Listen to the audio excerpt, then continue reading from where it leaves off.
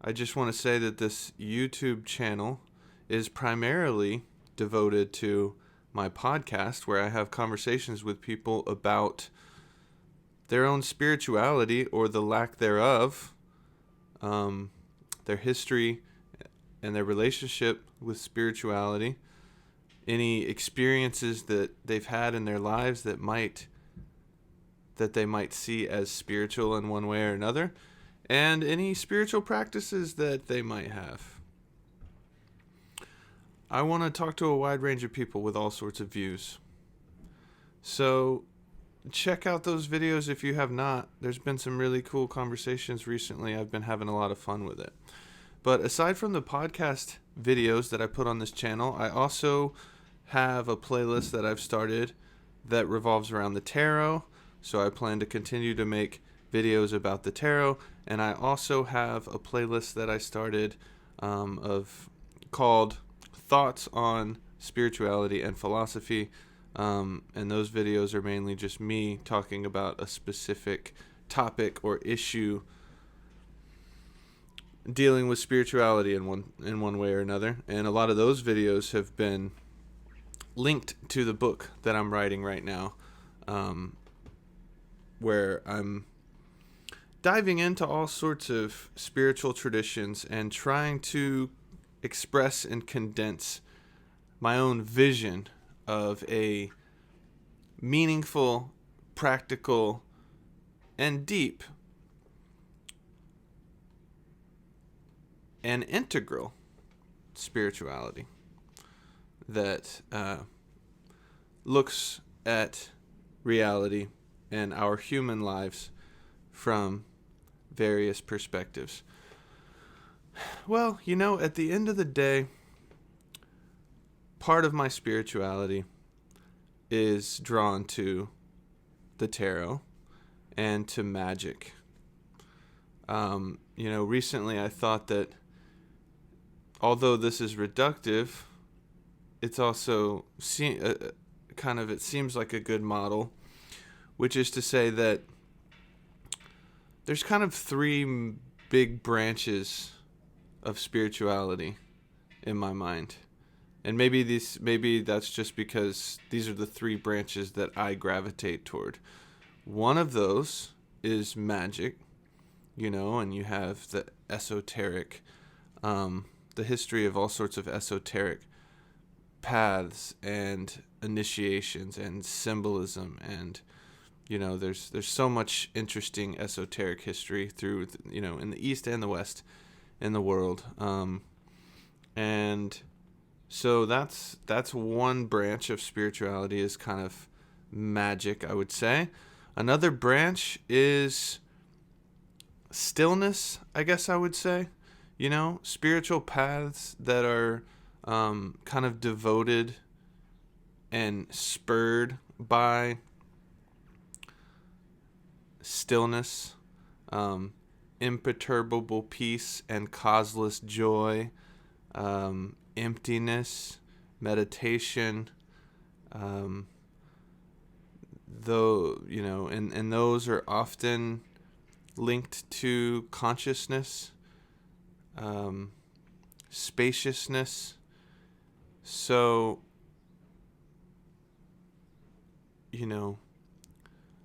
that's the second branch. And the third branch is kind of the ethical life, in the sense of like golden rule: love thy neighbor as thyself. Treat others the way you want to be treated. Creating the kingdom of heaven on earth, where everyone is, where forgiveness thrives and love thrives, and compassion and empathy and generosity and active listening, and seeing the dignity and worth of every person, respecting the free and responsible search of meaning, for meaning and truth, in all individuals, and so that's kind of the third main branch of spirituality, so you have you have the spiritual paths that are more drawn toward magic and manifestation and ritual and symbolism and empowerment and stuff like that. You have branches toward more of the ethical life and loving and love, and toward the social sphere, and trying to make the world a place with less suffering and more well-being for more people, creating communities that honor our individuality and our, all the things we share and how we're all connected. And then spiritual paths that are more drawn toward stillness and cultivating spaciousness within us, that, often have more of the connotation of detachment, I guess. And I love all of those paths. And I think that in some ways, maybe in the book that I'm writing, I'm trying to have a holistic approach that integrates elements of all of those. So that was a really long intro. Forgive me. But if you're watching this and you're still watching this, then I guess, something about what I said was interesting. So anyways, today I'm going to be talking about the Hermit card. In the audio stream platforms of my podcast, I had started a tarot series, and I had made episodes about the Fool card, the Magician, the High Priestess, the Empress, the Emperor, the Hierophant, the Lovers, the Chariot card, and the Strength card. And so I made a video about the Strength card on here, and I'm going to continue my tarot series on YouTube rather than my audio streams, I think. So the Hermit card is number 9, and so it comes after the Strength card in the Rider-Waite-Smith deck. I know a lot of decks, well, actually, it's really just that the Justice and the Strength card are often switched in some decks. But anyways, in the deck I use, in the Rider-Waite-Smith deck, the Strength card, which I talked about on the last tarot video, is number 8, and then the Hermit card comes after the Strength card. Now, the Hermit card,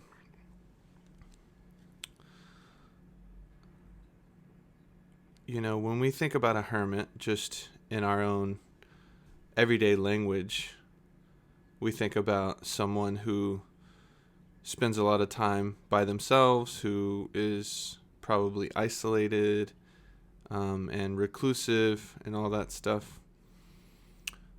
And there is that tone to this card, a tone of going off by oneself, for sure. This card is very minimal, it's very minimalist in this deck. And but I've heard people say that this hermit has reached a mountaintop, or the mountaintop, the perennial mountaintop, some sort of some sort of level of self-development that is higher than when they started the journey. So this figure is going off by himself, and he is carrying his light, the light of the adept, I think some people call it. And let me just tell you how I see this card, based on my own intuition and reflection and research. The Hermit card has gained strength from the previous step, from the previous stage, from the previous card, the Strength card, and has cultivated strength and fearlessness and courage for this step. And in some ways, this step is about conquering fears, or going within and looking at all of the content within, which obviously includes fears, and facing that and exploring those fears, and by becoming fearlessly aware of them, there is often, when you become fearlessly aware of something that you were afraid to look at, then all of a sudden there's healing there. Often that fear will either become less potent, or will be seen from a new perspective, at least, that's healing, or will be kind of transformed into its opposite. I've been thinking about how it's like fearlessness doesn't exist without fear. Stillness doesn't exist without restlessness. Gratitude doesn't exist without being desensitized or something, right? And so two things that appear to be opposites like that, fear and fearlessness that appear to be opposites, they actually are one organism that act together. So it's like the way to fearlessness is actually through fear. Fear is the doorway into fearlessness. So the hermit is, in my mind, the hermit is going down into the dark basement within, right, to look at all of the shadow material that has been overlooked or not recognized or hidden away, or deliberately pushed out of sight, and is shining his light of awareness and clarity and fearlessness on all of those things within, in order to continue his process of self-development, self-actualization, and self-transcendence, I guess you could say. I think that's a good way to look at it. And he's got a wand. He's got the light and he's got a wand, and the wand, obviously relates to the wands in the tarot, and relates to the wand of the magician. I read the wand as basically a symbol of personal power, and he has the personal power to do what he's doing, to go into the dark. And I've heard how the hermit, I guess, traditionally has also been associated with like going in to rescue the lover or the beloved or the princess, but that also kind of symbolically or metaphorically, like, he's going in to rescue himself in a way, his higher self maybe, or he's using the light of the higher self to rescue, to I guess maybe rescue the small self from the traps that he has been snared within, or something like that. So the hermit is going down, using his strength and courage and fearlessness with his own light, down into the basement to start doing that sort of work that will allow him to carry himself forward into the next parts of the journey. I also think that looking within is not only about looking at your own, psychological contents and your fears and hang-ups and traumas and blind spots and blockages and all that stuff, even though that's really important. That's like the shadow side of going within, right? But going within is also realizing that you don't have to depend on the external world to continue to give you validation or to give you a sense of happiness or whatever. Like, I think that when we rely on this sounds probably cheesy or corny, but this is something that actually in an authentic way has been connecting to in my mind lately, which is to say, if we have a certain inner quality to our lives where no matter what the external circumstances. Obviously, different external circumstances will usually still affect us in one way or another. But if we continue to strengthen our inner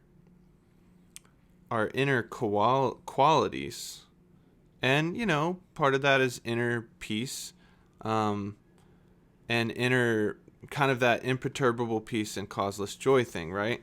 Where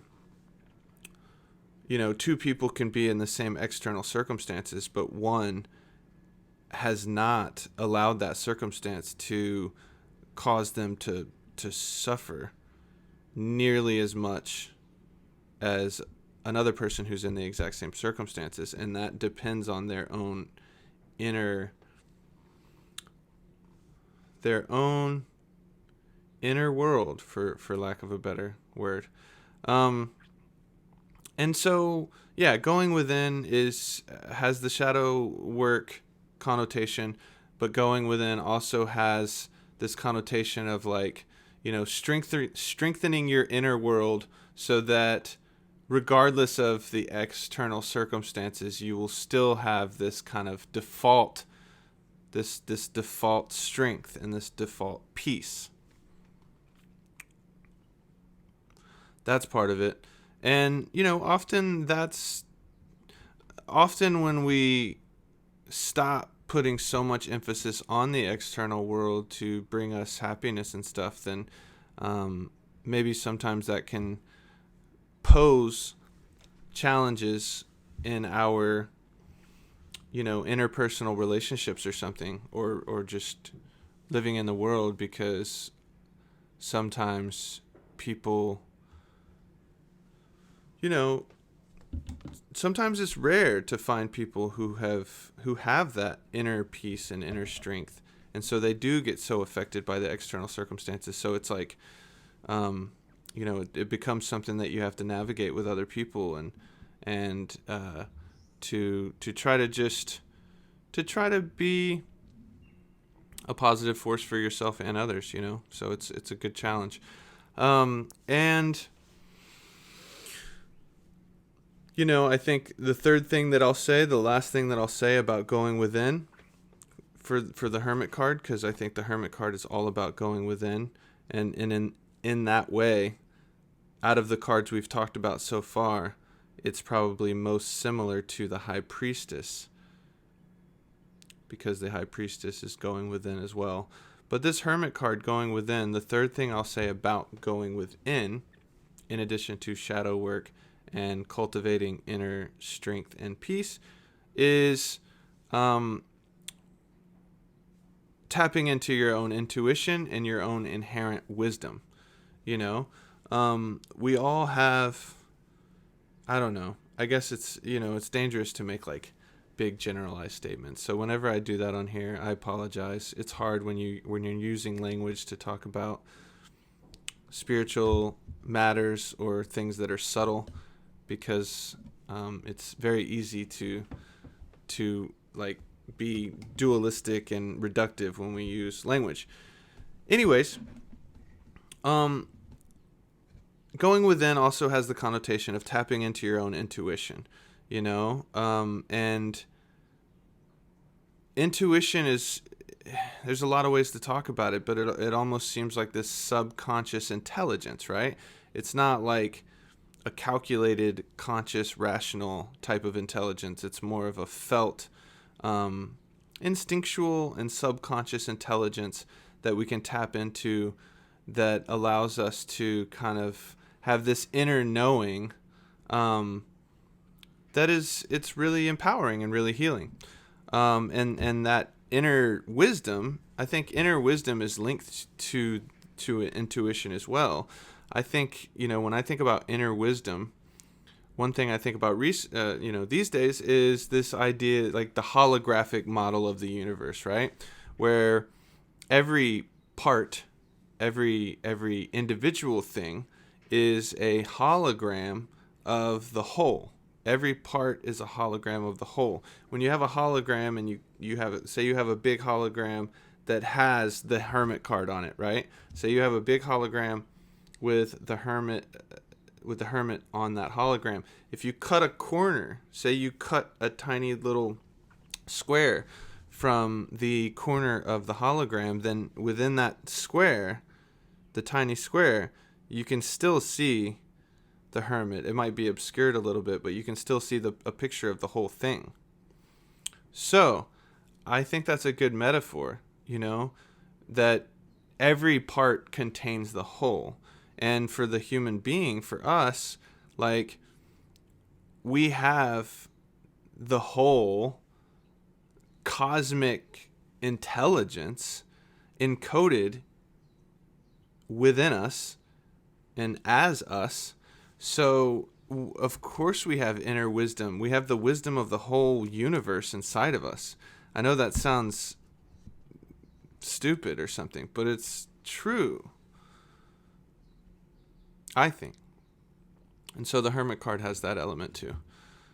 Going within, carrying the courage and strength from the Strength card, using the wand and personal power, personal agency, and personal light that has been turned on from the steps leading up to this, and going fearlessly within oneself. If we think about this is each of us. This is the process in the journey, the process in the hero's journey, the process in the fool's journey, where we go within and do the shadow work we need to do, cultivate the strength and peace within us that we need to cultivate so that the external world doesn't dictate our emotional well-being so much, and to tap into our own intuition and inherent wisdom that resides there already. Thanks so much. I'll see you next time.